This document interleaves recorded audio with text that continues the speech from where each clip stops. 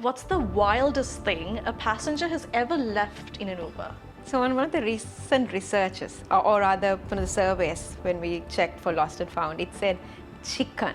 So before I joined Uber, I came from a complete different background, and it was almost a 180-degree turn that I had to take, joining from fashion to tech. So we continuously build in-app features to ensure the rider and the driver is safe. From a driver point of view, we also have something called fatigue alert.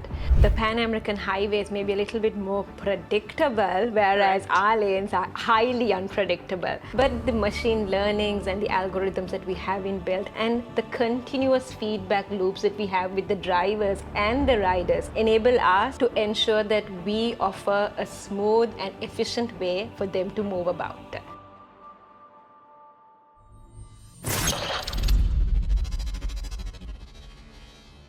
Hello and welcome back to TechVerse, the podcast where innovation drives transformation.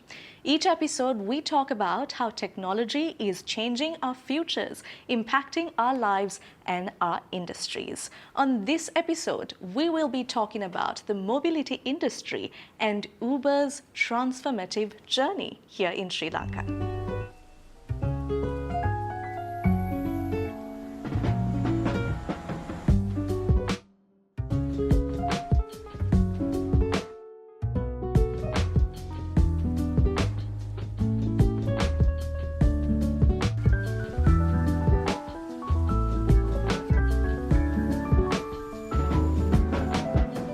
Joining us today is Kaushalya Gunaratne, the country head for Uber Mobility here in Sri Lanka. She has been instrumental in how Sri Lankans move, earn and connect in the mobility industry. Whether you are someone who is curious to know how tech works hand in hand with mobility, as well as how female leadership works in a global business or anything related tech, I can guarantee that this is the episode for you. Hello Kaushalya, thank you so much for being here with us. Hi Dasni, it's my pleasure. Kaushalya, before we dive in, can I know what's new with you and what's new with Uber? Well, what's new with me is not necessarily new because I'm running behind my son who has a busier schedule than me. Adorable. And what's new with Uber? So, Uber is such a dynamic environment that we are in, and it's ever so changing, understanding the local nuances and making sure the global product is catered to the local audience in a way that it is adaptable to the local audience. So it's not necessarily new, but it's a newness that we bring in, but it is our everyday life at Uber. Wonderful. Switching into something related to tech, Uber's navigation and their algorithms go hand in hand, and it's quite a complex algorithm because navigation is something that needs absolute accuracy. So if I were to ask you, how has your tech team really adapted to Sri Lanka's busy and bustling lanes as opposed to a Pan-American highway? Well, interesting question, Dasni, because the Pan-American highways may be a little bit more predictable, whereas our lanes are highly unpredictable. But the machine learnings and the algorithms that we have inbuilt and the continuous feedback loops that we have with the drivers and the riders enable us to ensure that we offer a smooth and efficient way for them to move about. Wonderful. Also, Kaushalya, I recently traveled out of Sri Lanka and came back, and I realized that there is a very well displayed Uber counter right at the Bandaranaike International Airport. This certainly makes mobility easy, especially for tourists when they come into Sri Lanka. How has that transformation been? Was that challenging to really get it done? Absolutely challenging, but we have a really good partnership with the Sri Lankan Aviation Authority, and with their support, last year in August we were able to set up the Uber pickup point. I think what we've realized is, even globally, one of the biggest challenges that a passenger that visits any country is to know what the price, or to be able to have that predictability to book a cab from the airport to the destination. And with Uber coming into airports, what we have been able to offer is upfront fare and more predictable prices. So now, even if you may not necessarily be in the Sri Lankan airport, but from elsewhere, you know how much you need to pay because your fares are transparent, there's more transparency, and there's more predictability. So it's been a very interesting journey, and yeah, we are looking forward to improving your experience at the airport. So do give me your feedback next time you're at the Bandaranaike Airport. Absolutely, I will. Now, coming to a question which is a must ask from someone who represents Uber. When we often book a ride, we hear this phrase, cash or card. What do you think the reason is behind this very common query, and what is the bottleneck when it comes to this issue? Thanks, Dasni, for asking. I'm going to throw some numbers over here. Right. So a recent study shows that about good 40 to 45% of the adult population has some access to digital payment. Right. And the Bankers Association has reported about 30 to 35% of their base owns a credit or a debit card. But it's interesting that 80% of the consumer transactions happen through cash. And that's a reflection that we see here in Uber. Even though the consumer base may have the possibility to pay via digitally, the drivers or the local, the society is so used to cash transactions that they feel cash transactions, cash in hand, is a requirement. So we at Uber have introduced a product called FlexPay. And this product has been in operation for a couple of years, and we just keep improving it, where right now a driver can cash out thrice a day. So they do have access to daily payment. Right. And it's a myth that if anyone says that drivers don't have access to daily payment. But it's just that we have a long way to go in terms of ensuring that the society as a whole adopts digital payment. But we are a huge believer. We believe that with time, with proper education, and with the right engagement with our driver partners, we will be able to drive that awareness. And your issue with card or cash, hopefully, will minimize. I'm certainly hopeful. Kaushalya, given that this is our coffee segment, I've got to ask, are you a coffee lover? Oh, I am. I think it's the second cup that I'm having. Great. Love to hear it.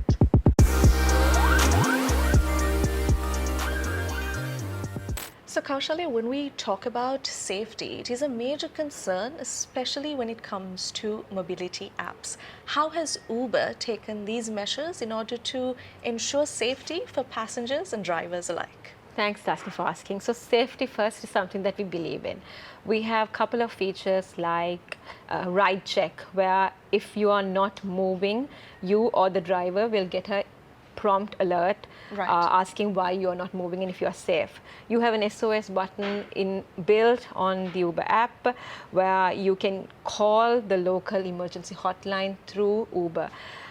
You also have a feature where you can share your ride with a loved one, so that even if you're getting your kids to come, you can now get them to share the ride, so you know whereabout they are. So we continuously build in-app features to ensure the rider and the driver is safe. From a driver point of view, we also have something called fatigue alert, which is if we notice a driver has been online or taking continuous trips, the driver gets an alert saying, we've noticed that you've been driving for a long time. Do you need to take some rest? Wonderful. Yeah. Moving on to a bit of an empowerment-related question. Kaushalya, you are a woman in tech, and your journey is certainly inspiring. So if I were to ask, in terms of Uber and getting more female riders involved, what has the app done in order to make this environment more female-friendly for the passengers and even the drivers? Awesome. So yeah, women empowerment is something that Uber strongly believes, be it your recruits or be it your earner partners or your riders. Some of the safety features that I spoke about definitely has enabled females to feel much safer when taking a ride. Just this year, earlier this year, we launched a report with Oxford Economics on how ride hailing has empowered the Sri Lankan woman to be part of the workforce. And even from a driver point of view, globally we have dedicated programs, but which is very much localized. So Divyata is a local program that we have to ensure that our female driver partners are well taken care of. There's certain training that we would give them and very focused attention. So women empowerment is something that we strongly believe in. Amazing. Kaushalya, can Uber go beyond just rides and ensure a more greener and more sustainable mode of transportation?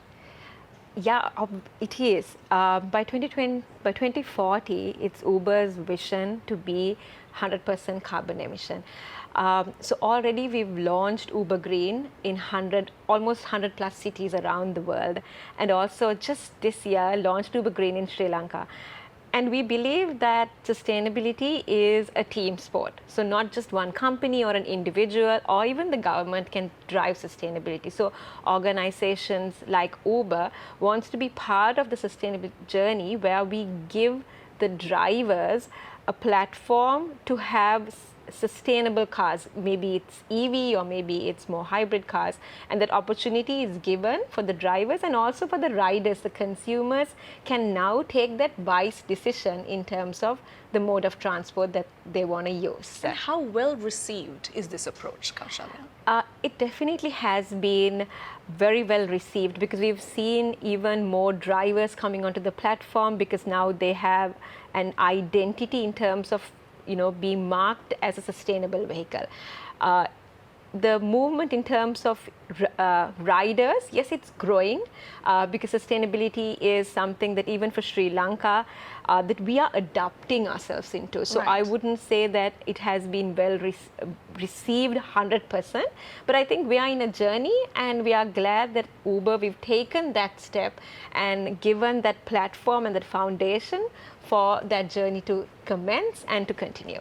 Speaking of journeys, Kaushalya, Sri Lanka is also in a journey of digital transformation here in Sri Lanka. In your view, what more can mobility apps and what other tech requirements are needed for this journey to be a smooth one?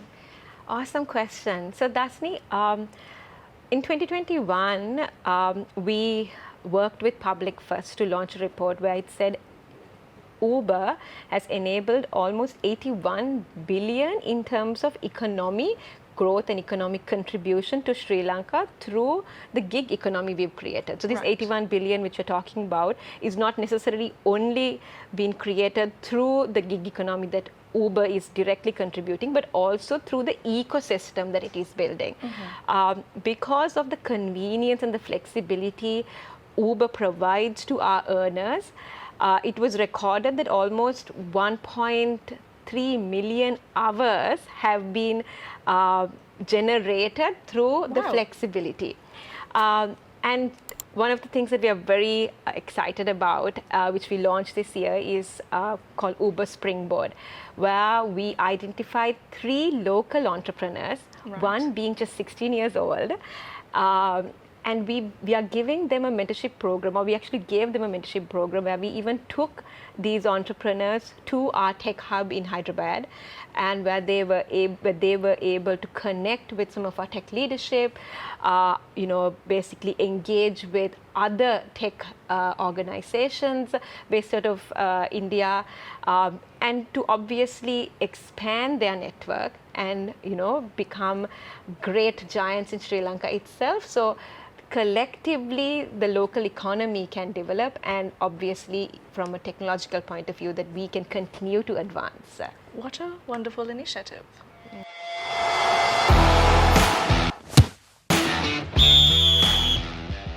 All right, Kaushalya, we're going to battle it out with a round of foosball, and a little birdie told me that you're a little competitive. Is that right? Yeah, I think a little, but this, I don't know whether my competitive skills could come out I'm sure it will. Let the games begin. Okay.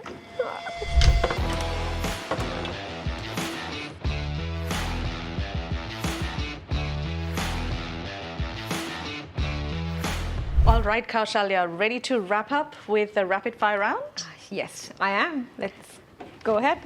Question 1. If your phone was to only have 3 apps, what 3 apps would you pick? WhatsApp, Uber, and Chrome, so that I can access everything else. Smart answer. What's one gadget you cannot live without? The phone. Artificial intelligence, cloud computing, and machine learning.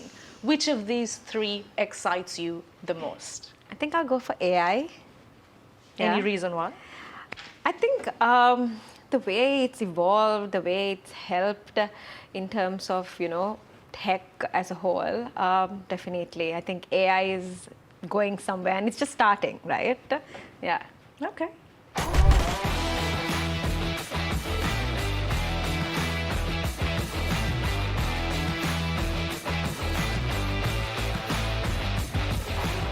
What's the best piece of advice you've ever received? Be a sponge and absorb. Good one. And what's one local food that you just cannot resist from ordering on Uber Eats? I would say kottu. Reasonable. And what's the best word that describes your leadership style? I would like to think it's actually collaborative. Yeah. I hope I am. And yeah, I would say collaborative. I see that, yes. What's the wildest thing a passenger has ever left in an Uber? So on one of the recent researches, or rather one of the surveys when we checked for lost and found, it said chicken. I'm assuming it's Chicken not a as in real. cooked, or- I'm assuming it's a fresh chicken, Right. but the rider mentioned saying I lost my chicken. Oh, okay. If Uber was a dance, what would it be? Fast pace, I would go for a salsa. Ah, okay. Are you a dancer as well? Well, I did some Canadian dancing a couple of years ago, so I would say somewhat. Lovely. And my final question. What bizarre vehicle would you love to have in the Uber fleet? If it's from a Sri Lankan context, a bullock cart. Interesting. Yeah, maybe to give that experience. Wow. Kaushalya, this has been a truly inspiring conversation. There is no doubt that the impact that Uber has is immense, from driving digital transformation to even impacting Sri Lankan communities for the greater good. Before we leave, I'd like to ask, what piece of advice could you give to any young lady who is watching this right now, who is sort of considering to take a leap into the world of tech? Yeah, thank you so much. It's been great speaking to you too, Dasni, and I really enjoyed the conversation. So before I joined Uber, I came from a complete different background, and it was almost a 180-degree turn that I had to take, joining from fashion to tech. But it's about you being confident in terms of the decisions you take or the moves that you want to take, and provided that it's a calculative risk that you're taking, just don't doubt yourself. If you know and if you believe that a change is needed, dive into it. Truly good words of advice. I'd like to take a moment to thank our wonderful sponsors for making all of these episodes possible. Colombo Coffee Company, our beverage partner, as well as Urel IT, our tech partner. Kaushalya, thank you so much for being here with us. Before you leave, I've got a few gifts ready for you. The first one is actually from our beverage partner, Colombo Coffee Company, something for you. And we also have one more gift from all of us here at TechVerse. It's quite a unique gift, a gift that lives on forever. It's a terrarium. Awesome. Thank you so much. It's really lovely. Thanks a lot, guys. It's been a pleasure having you. Thank you. Kaushalya, I'd also like for you to place your signature on this TechVerse mug, which is a memento for us. So would you do me the honors?